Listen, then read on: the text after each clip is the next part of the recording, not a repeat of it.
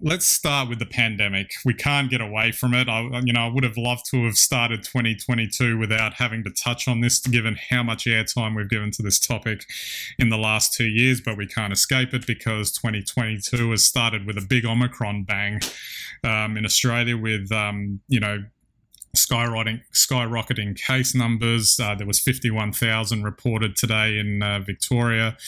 I believe it was 45,000 in New South Wales. So it's only going to go up during the course of January and the rest of this month. So we're in this really bizarre sort of phase at the moment, I think. And we were talking about this before we got on, about the fact that there are no lockdowns in place. There are some restrictions, but more to do with density limits and mask mandates and that sort of thing. Not preventing anyone from going out and about and doing stuff, but the psychological impact of these high case numbers, et cetera, has effectively meant that people are, from a psychological perspective and I guess physically, locking themselves into their own homes until this wave kind of finishes. So you kind of go out onto the street now and it's a bit like lockdown.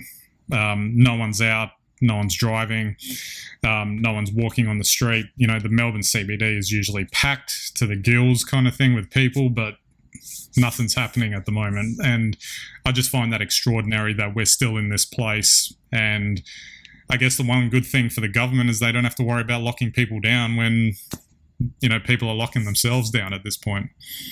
Well, I guess that's right. I think, with a lot of the restrictions, they've cut out a lot of the options for socialisation. So, I don't know, maybe people are catching up with each other at home in the parks or going for long drives now. I mean, those restrictions are a little bit more relaxed. We're over 90% vaccinated in this country. And look, if you look at the numbers in hospital, they're probably higher than the state authorities would like, and they are putting pressure on the hospital system. But we're not really at a super critical point, and that's probably due to our vaccination program. So I guess we just have to sort of, muddle our way through it now, just like everyone else in the world. No one's got the answers, and I don't think anyone can truly predict, even though we know what might be likely, but no one can truly predict what will happen next. Let's just hope it swings humanity's way away from the viruses away.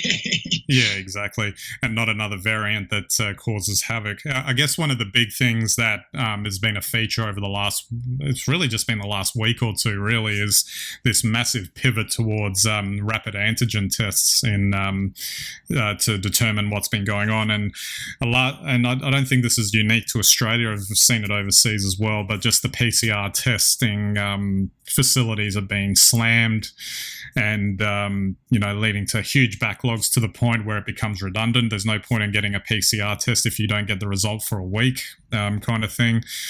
And that was a big shift, I thought, as well. And it just seems like, it's kind of like playing a game of catch-up to find out the equilibrium in terms of what will actually work in this scenario, given that we're getting such high case numbers at the moment.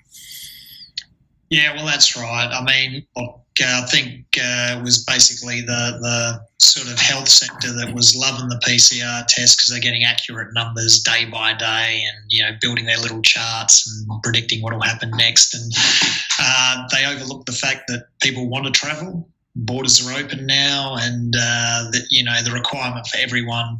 If you think 250,000 people wanted to go to Queensland, as was reported, that's 250,000 PCR tests across 4 states or whatever. So that's a lot. That's a lot of tests, and obviously the system wasn't going to work, and probably should have been a bit better prepared because they've been using rapid antigen tests now for at least 6 to 8 months everywhere else in the world, and they're reliable, they're accurate, and I think they're enough to tell someone whether they should travel or not. So we're getting there now, and hopefully we'll start getting supplies of those in the next couple of weeks. Yeah, and the interesting thing is that the 51,000 cases that Victoria reported today, which is we're recording this on a Saturday, about half of those came from self-reported rapid antigen tests that Victoria is, I guess, leading the country in terms of this whole self-reporting mechanism, which I'm sure other states will start adopting and would think that New South Wales might benefit from getting a better understanding of case numbers, if that's the case, by using that system. Oh, exactly.